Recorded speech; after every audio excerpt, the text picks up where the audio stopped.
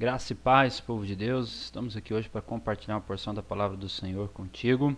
E gostaria de falar com você sobre atitudes para que possamos vencer as tentações. O que nós podemos fazer, que atitudes nós podemos ter para vencer as tentações. Essa é a palavra de Deus para nós. Esta semana nós compartilhamos isso com você na celebração desse último 31 de março, e agora queremos também que você compartilhe na célula o que mais Deus falou contigo nesta palavra de domingo, dentro das atitudes que você pode ter para vencer a tentação. Nosso texto base foi Tiago, capítulo 4, verso 7 em diante, que ele diz assim: portanto, submetam-se a Deus, resista ao diabo e ele fugirá de vocês. Aproximem-se de Deus e ele se aproximará de vocês. Pecadores, limpe as mãos, e vocês que têm a mente dividida, purifique o coração. Entristeçam-se, lamentam-se, chorem. Troquem o riso por lamento e a alegria por tristeza. Humilhe-se diante do Senhor e Ele o exaltará. Que o Senhor Deus abençoe a palavra dele no seu coração. E nós temos hoje, dentro desses versículos, essas atitudes que podemos ter para vencer as tentações. Dentro do texto, a primeira que ele nos apresenta é resistir o diabo. O texto diz: resista o diabo e ele fugirá de vós.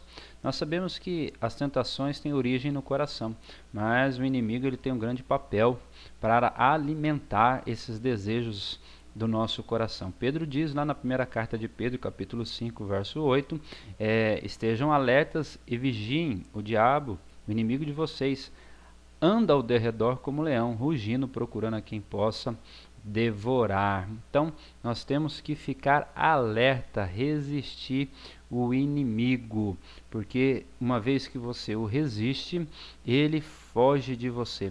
Nós temos dois exemplos na Bíblia muito claro disso. Um foi Eva. Eva não resistiu, ela deixou ser seduzida e acabou pecando.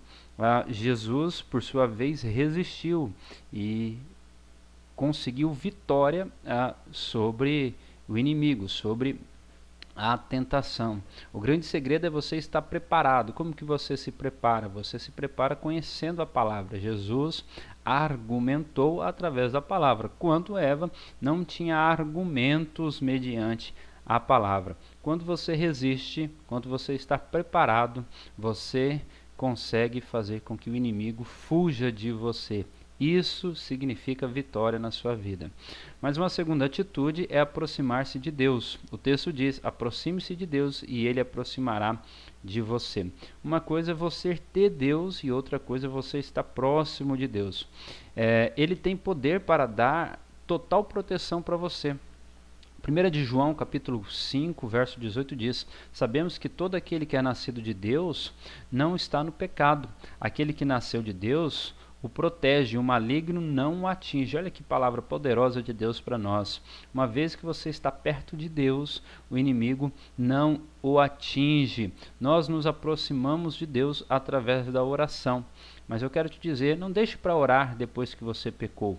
Ore antes, se alimente de oração, tenha um relacionamento com Deus através da oração. Quando nós olhamos para Jesus no deserto, antes dele vencer o inimigo, ele passou um período de dias orando. Então, tome isso como exemplo, ore ao Senhor, tenha um relacionamento pertinho com Deus através da oração. Mas o texto diz que para que nós possamos se aproximar de Deus, nós também temos que estar com as mãos limpas e com o coração puro. Mão limpa tem a ver com consciência do pecado, arrependimento do pecado e também confissão do pecado. Nós precisamos chegar diante de Deus consciente que precisamos nos arrepender e confessar e nos arrepender dos nossos pecados. Uma vez feito isso, nós precisamos também purificar o nosso coração. Ele fala que o coração puro é um coração que não se encontra dividido, né? Tiago faz essa comparação entre a pureza do coração e dentro da divisão. Há pessoas que vivem com o coração dividido entre dois mundos, entre dois desejos. Desejam servir a Deus, mas também desejam servir o mundo. Mateus capítulo 6, verso 24 diz: ninguém pode servir a dois senhores, pois odiará a um e amará a outro, se dedicará a um e desprezará o outro. Vocês não podem servir a Deus ou ao dinheiro.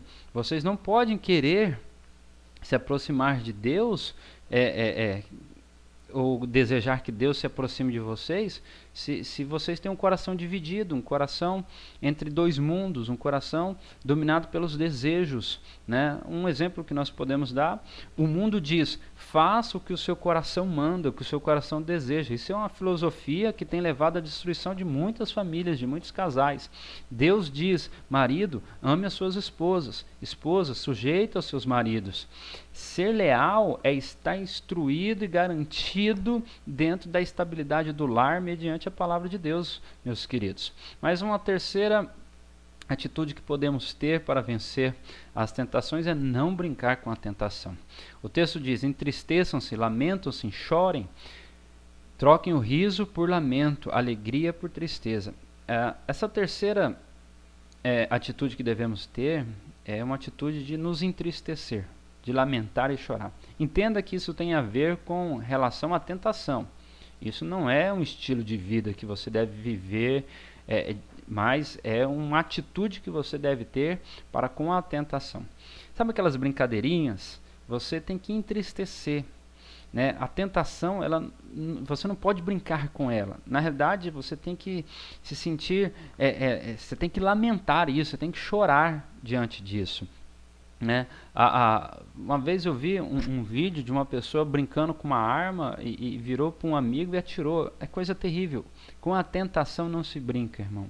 Pelo contrário, temos que lamentar, temos que chorar. Nosso coração, nossa alma tem que se entristecer. Tiago diz: entristeça-se com a tentação. Não se brinca com o pecado. O pecado não é material de brinquedo, não é material de brincadeira, pois ele pode causar danos terríveis, consequências terríveis que te levam à morte. Então, não brinque com o pecado. E por fim, Tiago nos orienta: dependa de Deus. Ele diz no verso 10, humilhe-se diante do Senhor e Ele te exaltará. Olha que coisa maravilhosa. O que nos garante a vitória sobre a tentação é a dependência de Deus. Tiago, ele começa, no versículo 6 dizendo, submeta-se a Deus, e ele termina dizendo, humilhe-se diante de Deus. No fundo, este é o resultado de tudo. Você não pode viver sem depender de Deus, dependendo das suas próprias forças, da sua justiça própria, da sua própria capacidade, seus diplomas pessoais. Isso não te garante a vitória. Você só terá vitória dependendo do poder de Deus. Ele diz, humilhe-se. Isso significa você reconhecer a sua necessidade de Deus, as suas fraquezas, a sua debilitação diante do poder de Deus, da glória de Deus, do favor de Deus. Você precisa entender que Deus quer te ajudar e você precisa dessa ajuda para vencer as tentações. Provérbios 29, 23 diz, o orgulho do homem o humilha, mas o espírito humilde obtém a honra. Você quer ter vitória, meu irmão, minha irmã, nas tentações? Reconheça que você precisa de Deus. E eu quero terminar perguntando, você deseja ter vitória na vida? Você deseja ter vitória sobre as tentações? Deus está pronto para te ajudar.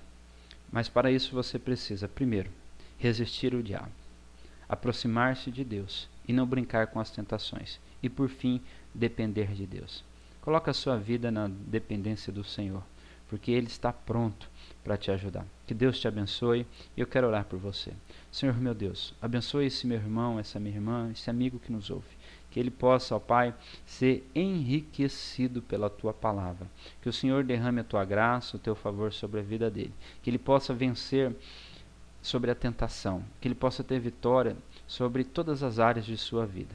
Que ele possa ser uma testemunha viva e fiel do Senhor. Em nome de Jesus. Amém. Que Deus te abençoe.